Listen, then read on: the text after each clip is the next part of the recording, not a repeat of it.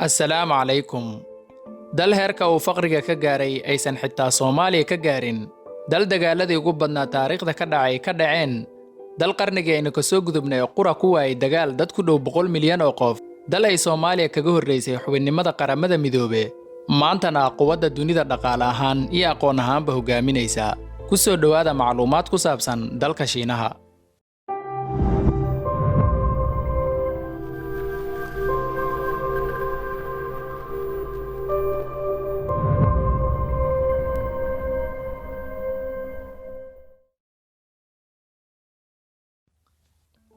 Shiinuhu waxa uu dhacaa bariga qaaradda Asia, waa dalka saddexaad ee ugu baaxadda weyn dunida. Kaliya Kanada iyo Ruushka ayaa ka baaxad weyn. Waxa uu xuduud la wadaagaa 14 dal oo Asia dhaca. Waa dalka xuduudaha ugu badan la wadaaga dal kale ee dunida, isagoo la siman Ruushka. Waxa uu ka kooban yahay guud ahaan 22 gobol. Tirada dadka ku nool Shiinaha maanta waa 1.4 bilyan oo qof. Waa dalka ugu dadka badan caalamka oo dhan. 5 qof ee dunida ku nool midkooda waa Chinese. Muddo laga joogo maanta 70 sano ayuu Shiinuhu kala wareegay Hindiya booska koowaad ee tirada dadka ugu badan ay ku nool yihiin hal dal. Ku dhowaad 90% bulshada dalkaas waxay ka soo jeedaan qowmiyadda loo yaqaano Han, waa qowmiyadda ugu ballaaran guud ahaan dunida. Mao Zedong oo ahaa hogaamiye Shuuci ah ayaa aasaasay xisbiga Shuuciga ee Shiinaha ee maanta. Waxa uu dagaal la galay jamhuuriyaddii Shiinaha ee dalka maamulaysay isagoo ka adkaaday. Mao waxa uu ku dhawaaqay jamhuuriyadda dalka Shiinaha sanadii 1949 isagoo hogaamiye u noqday. Xilliga Shiinaha dhibaatadii ugu darneed baa ka jirtay faqri, colaad, abaar, nidaam la'aan dawladeed oo ka jirta guud ahaan dalka, aqoon la'aan ayaa ka jirtay xilligaas. Ilaa laga soo gaaray 1978 uu Shiinuhu qaatay nidaam dhaqaale oo wax badan ka bedelay nolosha dadka Shiineeska ah. Waqtigaas 88% bulshada Shiinuhu waxay ahaayeen kuwo faqiir ah, waxayna kor u dhaafayeen guud ahaan 800 oo milyan oo qof. Xilligaa ma jirin dal xiriir diblomaasiyadeed la lahaa dalka Shiinaha, ma jirin dal ganacsi la wadaagaya oo waxay ahaayeen kuwo go'doon ah ay cidna aqoonin. Sanadaas ayuu Shiinuhu nidaamkiisa dhaqaalaha bedelay. Taasi waxay dhaxal siisay in dadka dalka Shiinaha ku nool ay noqdaan kuwo wax soo saar badan.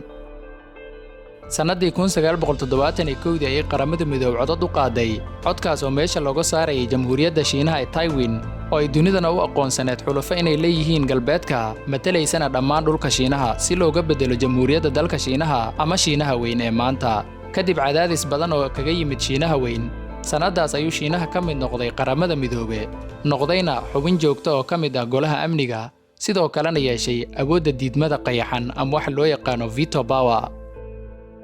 Sanadii 1978 dhaqaalaha Shiinaha waxa uu ahaa 150 bilyan oo dollar, halka Mareykanka dhaqaalihiisu uu ahaa 2 trilyan. Dhaqaalaha dalka waxa uu ahaa mid aad u liita, xitaa 20 dal ee ugu sarreysay kuma uusan jirin. Halkaas ayuuna ka bilaabmay mucjisada dhaqaale, aqooneed, horumarineed iyo awoodda Shiinaha ee xilliacday ee maanta. Shiinuhu waxa uu horumariyey wax soo saarkiisa gudaha iyo ganacsiga dibadda. Sanad walba 6% ayuu dhaqaalihiisu korayay, waxa uuna dhaafayay sanad kasta dal cusub oo dhaqaale ahaan ka horreeyay. Sanadii 1995 dhaqaalaha Shiinuhu waxa uu soo gaaray 730 bilyan, halka Mareykanka uu ahaa 7 trilyan, halka Jabbaan ay ahayd xilligaa 5 trilyan. Shiinuhu sanadii 2001 ayuu ku biiray hay'adda ganacsiga dunida, taasoo ka saaciday inuu dhaqaalihiisa sii horumariyo. Shiinuhu sanadii 2011 ayuu Jabbaan kala baxay booska dalka labaad ee ugu dhaqaalaha badan dunida. 4 sano kadib Shiinuhu waxa uu noqday dalka ugu dhaqaalaha badan guud ahaan dunida, qaybta BBB-ga.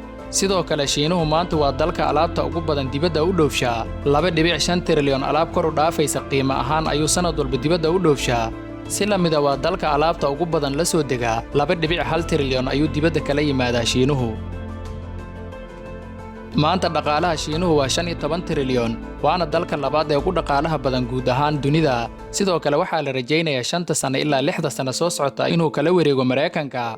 Shiinuhu waxa uu sanad walba u dhoofiyaa dalka Mareykanka alaab lagu qiyaasay 505 bilyan, halka midowga Yurub uu u dhoofsho alaab lagu qiyaasay 136 bilyan oo dollar. Dakhli sanadeedka soo gala dalka Shiineeska maanta waa 19 kun oo dollar celilis ahaan, halka 40 sano ka hor uu soo geli jiray qofka Shiineeska wax ka yar 100 dollar sanadkii. Xaddiga faqriga Shiinuhu maanta waxa uu ka hooseeyaa 0.4%, halka uu 1981 uu ahaa 88% faqro dadkiisa. dadka Shiinaha ee shaqeeya waxay kor u dhaafayaan 730 milyan oo qof.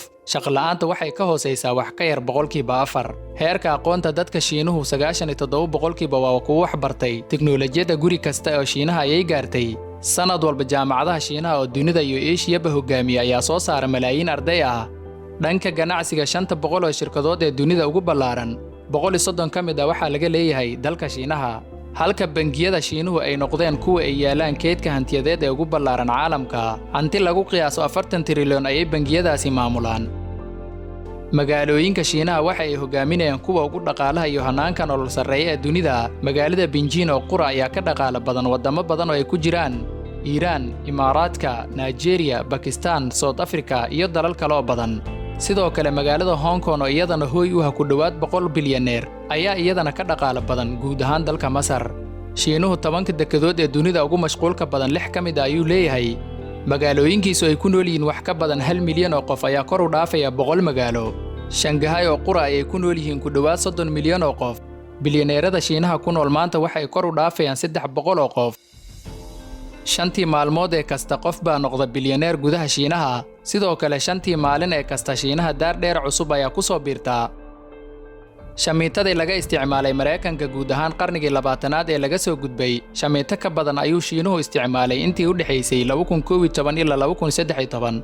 Taasi waxa ay muujinaysaa sida Shiinuhu xawliga ugu dhisayo dalkiisa. Dhanka awoodda ciidamada Shiinuhu waa dalka ugu ciidamada ballaaran dunida. 2 milyan oo askari ayaa diyaar u ah daqiiqad kasta oo u diyaar ah inay dagaal qaadaan. Waa dalka haysta ciidanka diyaarka u ah ee ugu ballaaran dunida. Sidoo kale in ka badan 300 oo madaxa nukliyeerka ayuu ku hubaysan yahay dalka Shiinuhu. Dhaqaalihiisa aadka u ballaaran iyo dadkiisa badan ayaa ka saaciday awooddaas aadka u ballaaran uu yeeshay. Sidoo kale Shiinaha waa dalka leh dalxiisyaalka ugu badan ee dibadda u dalxiis taga. In ka badan 200 milyan oo Chinese ayaa sanad walba u dalxiisa dunida, halka ay yimaadaan wax ka badan 6 milyan oo dalxiisayaal ajaanib ah. Dalkaas aynu ka soo sheekaynay 40 sano ka hor waxa uu la daala dhacayay faqri, dhaqaale xumo iyo colaad. Maantana waa awood dunida ku baahday oo shayga ay soo saartay laga helayo guri kasta oo dunida ka mid ah. Lagana yaabo adigaan daawanaya muuqaalkan inaad wax soo saarkiisa aad isticmaalaysid ama aad haysatid shay lagu soo saaray dalka Shiinaha.